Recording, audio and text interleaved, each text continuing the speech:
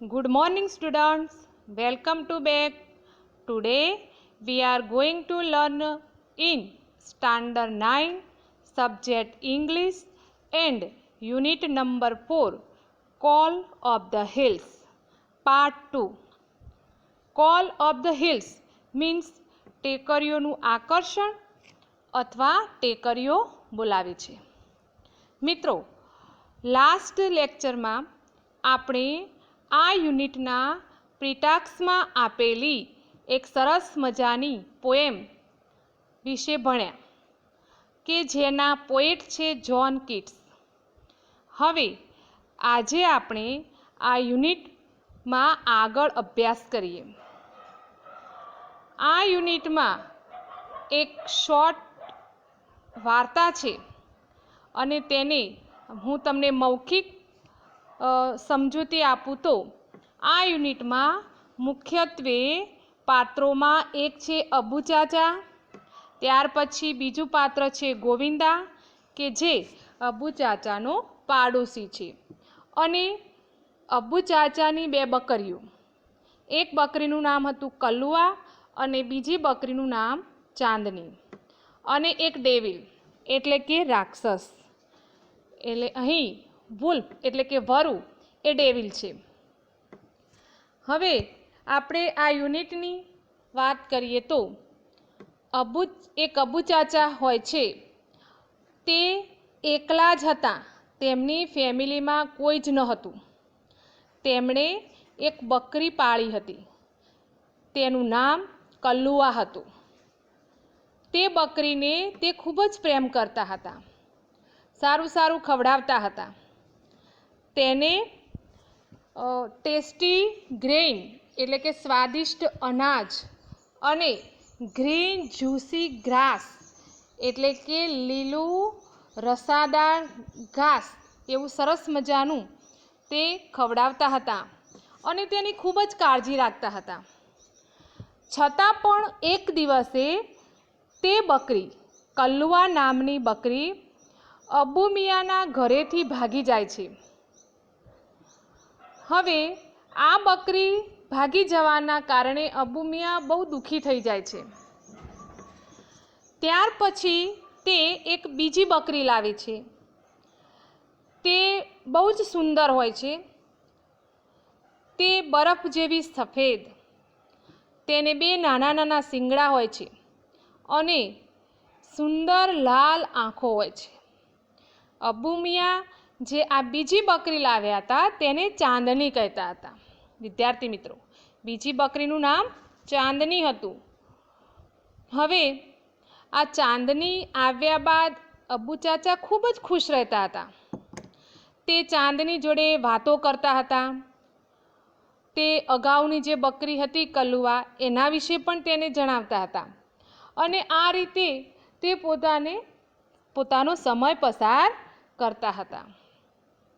હવે થોડા વર્ષ આ રીતે પસાર થયા પછી ચાંદનીને પણ એમના ઘરની જે સામે જે ટેકરીઓ હતી અબુ મિયાના ઘરની સામે, તે ટેકરીઓનું આકર્ષણ થયું.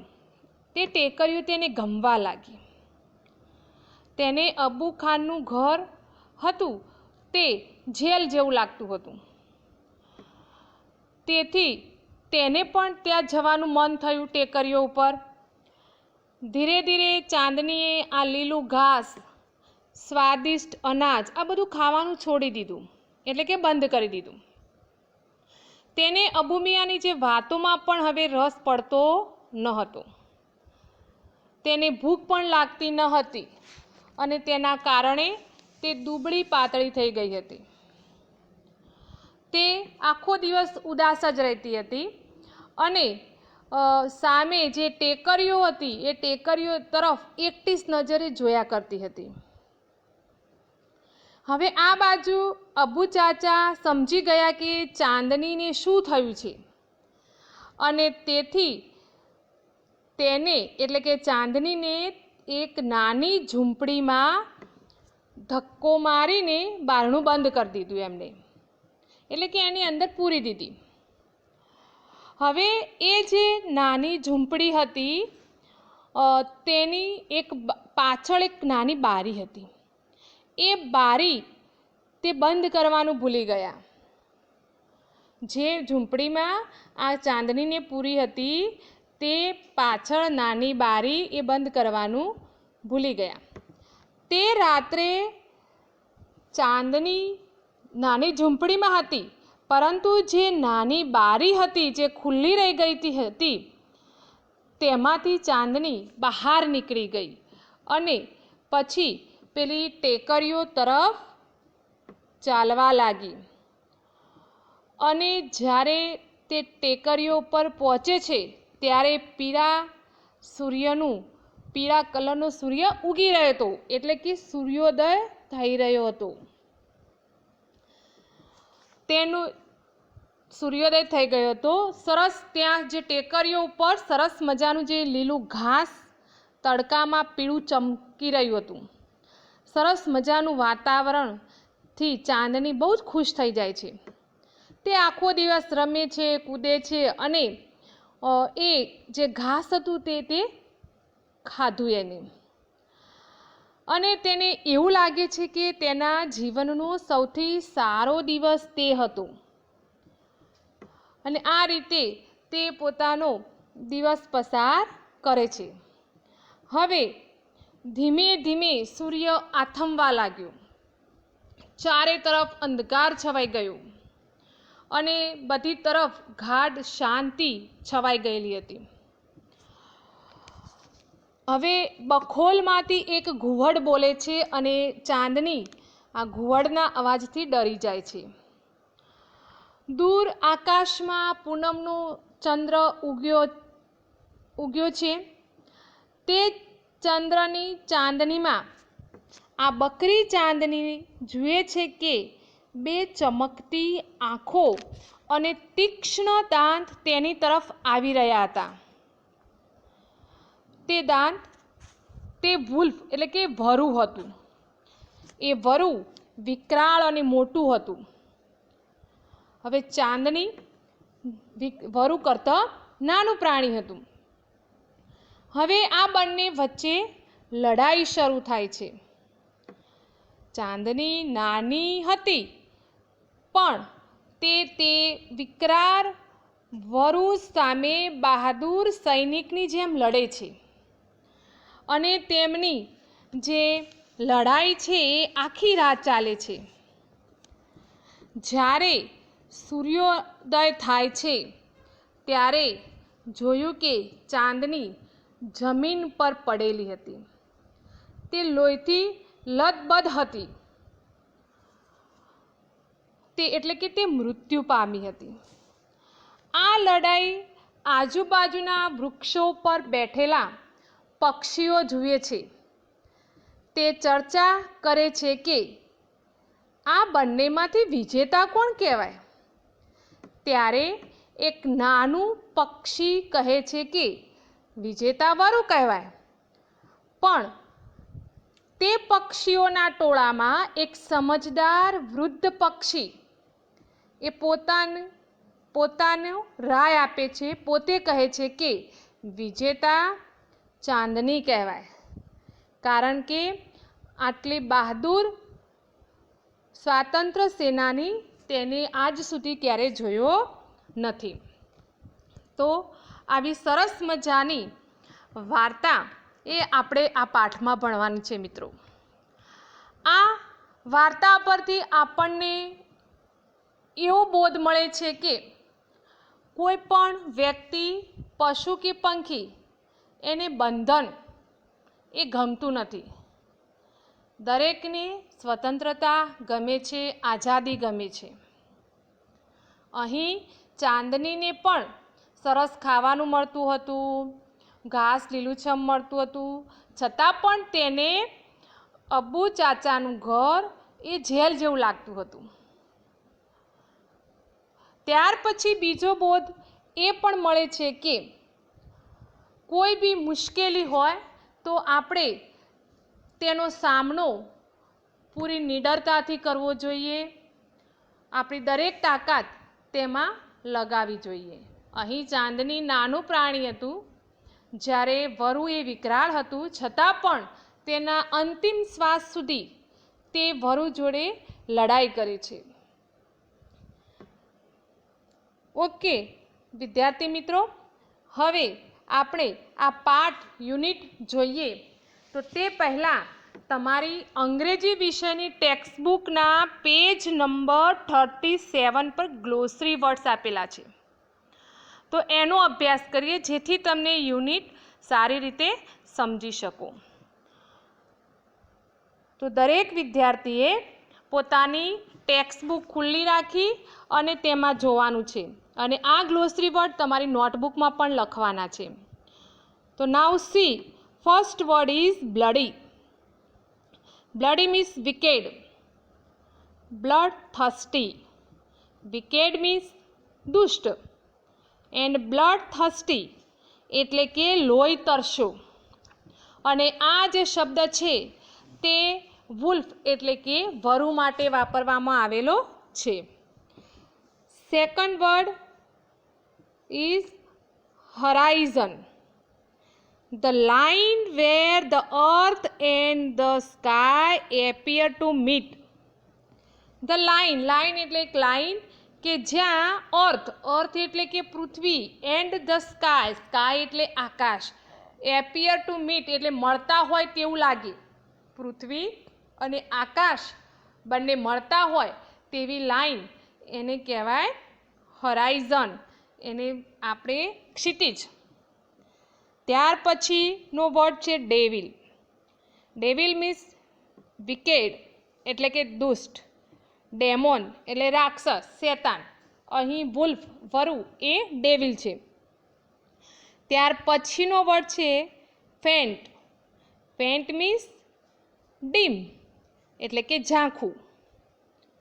પ્રીટી. પ્રીટી મીન્સ બ્યુટીફુલ એટલે કે સુંદર. ત્યાર પછીનો વર્ડ છે કરેસિંગ. કરેસિંગ મીન લવિંગ ટચ, સ્ટ્રોક જેન્ટલી. લવિંગ એટલે પ્રેમાથી આપણે કોઈને સ્પર્શ કરીએ, પ્રેમથી સ્પર્શ કરીએ તો એ લવિંગ ટચ કહેવાય. તો એ માટેનો શબ્દ છે પંપાળવું. ત્યાર પછીનો વર્ડ છે separation. Separation means state of being separate. Separate એટલે અલગ, એટલે કે વિયોગ, જુદાઈ, એ તો separation. Gradually. Gradually means slowly એટલે કે ધીમે ધીમે. જર્ક. જર્ક એટલે આંચકો. ત્યાર પછીનો વર્ડ છે ડેવિયર. ટુ ડેવિયર એટલે કે ઈટ અપ હંગ્રીલી. હંગ્રીલી એટલે ભૂખ લાગી હોય ને આપણે ઈટ એટલે ખાવું, ખાઈ જવું તે. ત્યાર પછીનો word beaming. Beaming means smiling happily, ખૂબ ખુશ થઈ જવું, એ માટેનો વર્ડ છે beaming. Next prison. Prison means જેલ. Debating. Debating means discussing, arguing, ચર્ચા કરવી, ડિબેટ કરવી. ત્યારબાદ appetite. Appetite means desire for food. Desire એટલે ઈચ્છા, ફોર ફૂડ એટલે ખોરાક માટેની ઈચ્છા, એટલે કે હંગર, ભૂખ. એનિમી. એનિમી મીન્સ ફોઈ એટલે કે દુશ્મન. દુશ્મનનો વિરોધી થાય મિત્ર. મિત્ર માટેનો વર્ડ છે ફ્રેન્ડ, એ પણ તમારે ખાસ ધ્યાન રાખવાનું. અને અહીં સમાનાર્થી શબ્દ આપેલો છે એનિમીનો ફોઈ. હુટ.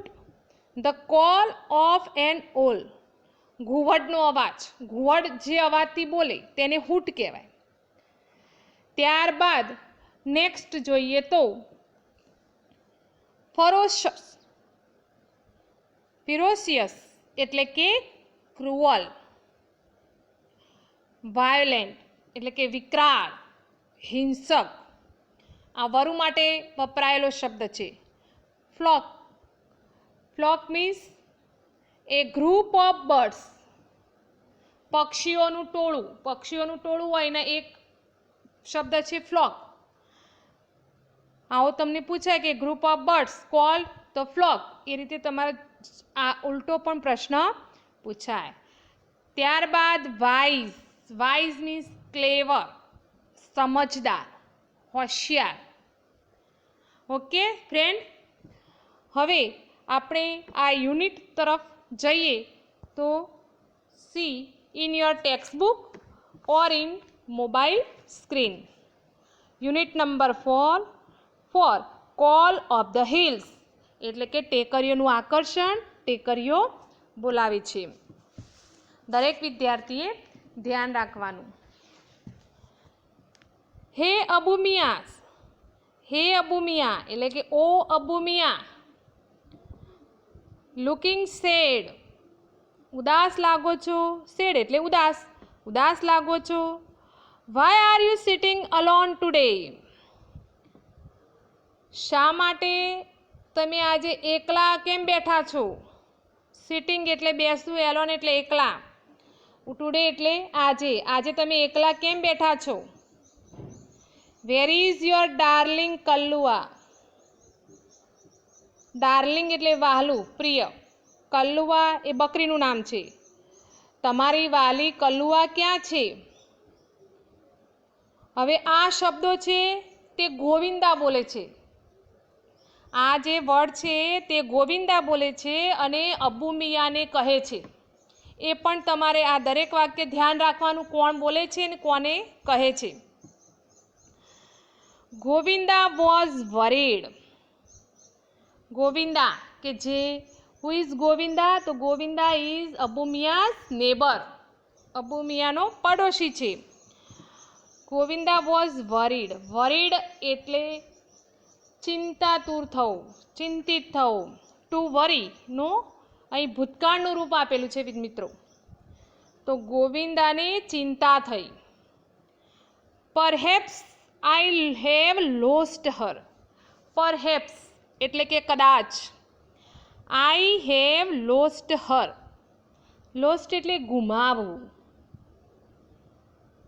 ખોઈ બેસવું. કદાચ હું તેને ખોઈ બેઠો છું. આ વાક્ય અબુ મિયા બોલે છે અને ગોવિંદાને કહે છે. I have seen her footprints going up the hill. I have seen, SEEN, to see, see એટલે જોવું અને એનું ભૂતકૃદંત થાય સીન એટલે જોયું. હર ફૂટપ્રિન્ટ, ફૂટ એટલે પગ અને પ્રિન્ટ એટલે પગની છાપ, એટલે કે પગલાંની છાપ. Going up the hill, going up the hill એટલે કે ટેકરીઓ પર જતા. બરાબર, તો મેં તેના પગલાંની છાપ ટેકરીઓ ઉપર જતા જોઈ છે. The devil must have killed Har. The devil, devil એટલે રાક્ષસ, વિકેડ.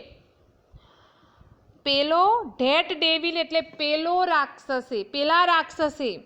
Must have killed, KILL, killed એટલે મારવું, મારી નાખવું તે. અહીંયા એનું ભૂતકાળ છે કિલ્ડ. પેલા રાક્ષસે તેને મારી નાખી હશે. આ વાક્ય અબુ મિયા બોલે છે.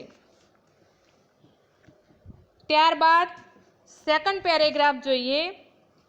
Poor Abu Khan was almost in tears. Poor, poor એટલે ગરીબ. અબુ ખાન, અબુ ખાન એ અબુ મિયાનું જ નામ છે મિત્રો.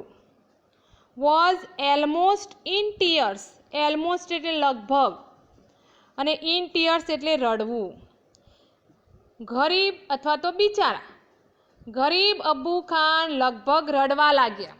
આવું જ્યારે ગોવિંદાએ પૂછ્યું એટલે અબુ ખાન રડવા લાગ્યા. He could not understand why Kallua broke the string and disappeared in the night. He could not understand, તેમને તે સમજાતું ન હતું કે વાય કલ્લુઆ, શા માટે કલ્લુઆએ, બ્રોક એટલે તોડવું, ધ સ્ટીરિંગ એટલે કે દોરડું. તો કલુઆએ દોરડું તોડીને એન્ડ ડિસએપિયર્ડ એટલે કે અદૃશ્ય થઈ જવું, અહીંયા થઈ ગઈ અથવા તો નાસી ગઈ. ઇન ધ નાઇટ એટલે કે રાત્રે. તો કલુઆએ દોરડું તોડીને રાત્રે શા માટે નાસી ગઈ તે તેમને સમજાતું ન હતું. બરાબર. He could not understand why Kallua broke the steering and disappeared in the night. Kalua દોરડું તોડીને, કલુઆ નામની બકરી રાત્રે શા માટે નાસી ગઈ અથવા તો અદૃશ્ય થઈ ગઈ તે તેમને સમજાતું ન હતું. He used to give her green, juicy grass and tasty grains. He used to give her. તેઓ તેને આપતા હતા, ખાવા માટે આપતા હતા. શું આપતા હતા? ગ્રીન એટલે લીલું, જ્યુસી એટલે રસવાળું, અને ગ્રાસ એટલે ઘાસ. લીલું રસવાળું ઘાસ અને ટેસ્ટી ગ્રેઇન્સ. ટેસ્ટી એટલે સ્વાદિષ્ટ અને ગ્રેઇન એટલે અનાજ. તો તેઓ એટલે કે અબુ ખાન તેને લીલું રસવાળું ઘાસ અને સ્વાદિષ્ટ અનાજ ખાવા માટે આપતા હતા. But even then his only family members head left his house. તેમ છતાં ધેન આટલું આપ્યા છતાં પણ હિઝ ઓનલી ફેમિલી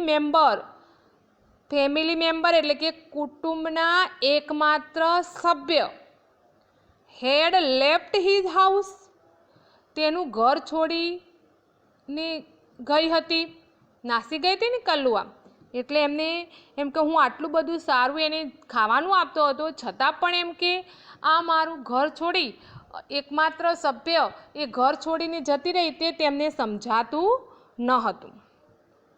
તો વિદ્યાર્થી મિત્રો, આ જે 2 પેરેગ્રાફ રહ્યા એમાંથી તમારે ઘણા બધા પ્રશ્નો આવી શકે છે. ધારો કે આવા હોય, વાય વોઝ ગોવિંદા વરીડ? શા માટે ગોવિંદા વરીડ હતો? તો પહેલી લાઈનમાં જ છે because Govinda was worried because Abbu Miya was sitting alone and looking sad.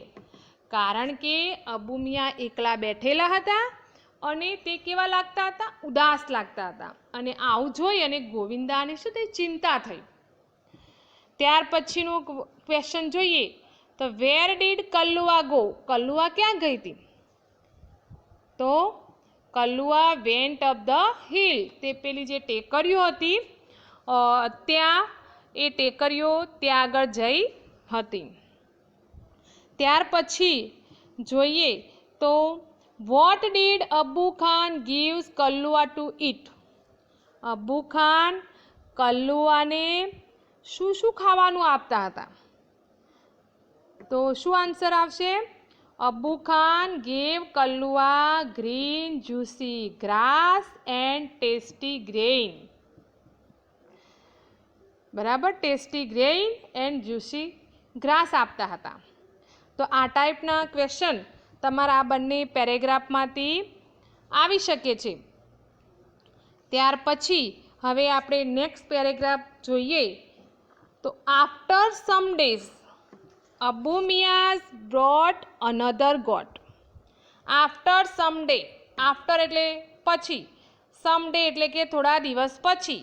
Abbu Miya boat એટલે ખરીદી લાવ્યા, BUY બાયનું ભૂતકાળ થાય બોટ.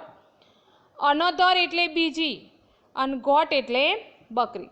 થોડા દિવસ પછી અબ્બુ મિયા બીજી બકરી ખરીદી લાવ્યા. This new one was pretty white as snow, had 2 little horns and a pair of lovely bright red eyes. હવે આ બકરી કેવી હતી એનું વર્ણન આપેલું છે મિત્રો, તમારે ખાસ આ યાદ રાખવાનું. ધીસ ન્યૂ વન જે નવી હતી તે. તો આ નવી બકરી વોઝ પ્રીટી એટલે સુંદર હતી. વ્હાઇટ એઝ સ્નો બરફ જેવી સફેદ. હેડ 2 little horns, 2 નાના શિંગડા હતા તેને. And a pair of lovely bright red eyes. Pair એટલે જોડી આંખોની, લવલી એટલે સુંદર, બ્રાઇટ એટલે તેજસ્વી, રેડ આઈઝ લાલ કલરની આંખો. અને સુંદર તેજસ્વી લાલ આંખો હતી. I will call you Chandni. I will call you Chandni. હું તેને ચાંદની કહીશ. ક્રેસિંગ હર સોફ્ટ ફર હી સેડ. ક્રેસિંગ એટલે પંપાળવું, હર સોફ્ટ, સોફ્ટ એટલે કોમળ, ફર એટલે પ્રાણીની જે રૂવાટી હોય છે તેની ફર કહેવાય. હી સેડ, હી સેડ એટલે અબ્બુ મિયા અહીંયા બોલે છે આ વાક્ય. આ યાદ રાખવાનું, આઈ વિલ કોલ યુ ચાંદની. આ વાક્ય કોણ બોલે છે? અબ્બુ મિયા. તો તેની મુલાયમ રૂવાટીને પંપાળતા તેઓ બોલ્યા કે આઈ વિલ કોલ યુ ચાંદની. હું તેને ચાંદની કહીશ. હવે નીચેનો પેરેગ્રાફ જોઈએ. One fine morning his neighbour Govinda appeared. One fine morning. Fine એટલે સરસ. એક સરસ સવારે હિઝ નેબર, નેબર એટલે પડોશી, ગોવિંદા, અબ્બુ ચાચાનો જે પડોશી હતો તેમનું નામ હતું ગોવિંદા. એપિયર્ડ એટલે દેખાયો, દેખાયો. અહીંયા એપિયર એટલે દેખાવું, અહીંયા એનું ભૂતકાળ છે એટલે દેખાયો. તો એક સરસ સવારે તેમનો પડોશી ગોવિંદા દેખાયો અથવા તો આવ્યો અબ્બુ મિયા જોડે. He saw Abu Mias talking to his only family member. He saw એટલે કે ગોવિંદાએ જોયું. અબ્બુ મિયા ટોકિંગ, ટોકિંગ એટલે વાતચીત કરવી. To his only family member. તેણે અબ્બુ મિયાને તેમના કુટુંબના એકમાત્ર સદસ્ય સાથે વાત કરતા જોયા. આ ગોવિંદાએ જોયા. પછી તે બોલે છે, hey Abbu Chacha, you look happy and healthy. Hey Abbu Chacha, oh Abbu Chacha, you look, look એટલે દેખાવું, હેપી, હેપી એટલે ખુશ, એન્ડ હેલ્ધી એટલે સ્વસ્થ, તંદુરસ્ત. એટલે કે તમે ખુશ અને સ્વસ્થ લાગો છો. હાઉઝ લાઈફ નાઉ એટલે કે હવે કેમ છો, હવે જીવન કેવું છે. આ વાક્ય ખાસ યાદ રાખવાનું. You look happy and healthy. આ સેન્ટેન્સ કોણ બોલે છે? ગોવિંદા બોલે છે. અને કોને કહે છે? અબ્બુ ચાચાને કહે છે. મિત્રો, તમારા આ પાઠમાંથી હુ સેડ ટુ હુમ પૂછાતું જ હોય છે, તો તમારે એ પણ ધ્યાન રાખવાનું. ફરી લાસ્ટ લાઈન જોઈએ. Hey Abbu Chacha, you look happy and healthy. How's life now. Oh Abbu Chacha, તમે કેવા દેખાવ છો? ખુશ અને સ્વસ્થ દેખાવ છો. હવે જીવન કેવું છે, તો હવે કેમ છો? બરાબર. તો નાઉ વિદ્યાર્થી મિત્રો, આ પેરેગ્રાફમાંથી તમને ઇમ્પોર્ટન્ટમાં કદાચ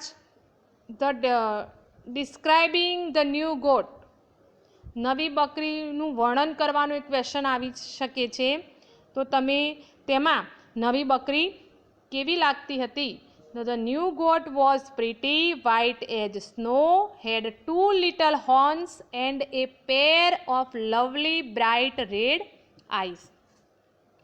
એટલે કે તે સુંદર લાગતી હતી, તે બરફ જેવી સફેદ હતી, તેને 2 નાના શિંગડા હતા અને તેની 2 સુંદર આંખોની પેર બ્રાઇટ રેડ આઈઝ એટલે કે પ્રકાશિત લાલ કલરની લાલ આંખો હતી. જે નવી બકરી હતી તે. બીજો ક્વેશ્ચન જોઈએ તો what did Abbu Khan call the new goat. નવી બકરીને અબ્બુ ખાન શું કહેતા હતા? કયું નામ આપ્યું હતું? દરેક વિદ્યાર્થીઓને ખબર જ હશે, ચાંદની. બરાબર. જે ન્યૂ ગોટ હતી તેનું નામ શું હતું? ચાંદની. તો એ ક્વેશ્ચન તમારે ધ્યાન રાખવાનું. ત્યાર પછીનો ક્વેશ્ચન જોઈએ તો હુ વોઝ ગોવિંદા. આ પ્રશ્ન પણ અગત્યનો છે. Who was Govinda? તો ગોવિંદા વોઝ અબ્બુ મિયાઝ નેબર. ગોવિંદા એ અબ્બુ મિયાનો નેબર એટલે કે પડોશી હતો. ત્યાર પછી જોઈએ તો what was Abu Miya doing. Abu Miya શું કરતા હતા? જ્યારે ગોવિંદા આવ્યો ત્યારે અબુ મિયા શું કરતા હતા? તો Abu Miya was talking to Chandni, his only family member. Abu Miya તે ચાંદની જોડે વાતો કરતા હતા કે જે તેમનું ફક્ત કુટુંબિક સદસ્ય, એકલી જ કુટુંબિક સભ્ય હતી. ત્યાર પછી જોઈએ એક ક્વેશ્ચન, તો how did Abu Chacha look to Govinda. એ વખતે ગોવિંદાને અબુ ચાચા કેવા લાગતા હતા? તો Abu Chacha looked happy and healthy to Govinda. કેવા લાગતા હતા? ખુશ અને સ્વસ્થ, તંદુરસ્ત લાગતા હતા. ઓકે વિદ્યાર્થી મિત્રો, તો તમારે આ પાઠ ઘરે વાંચન કરવાનું અને હવે નેક્સ્ટ લેક્ચરમાં આગળનો અભ્યાસ કરીશું. Thank you.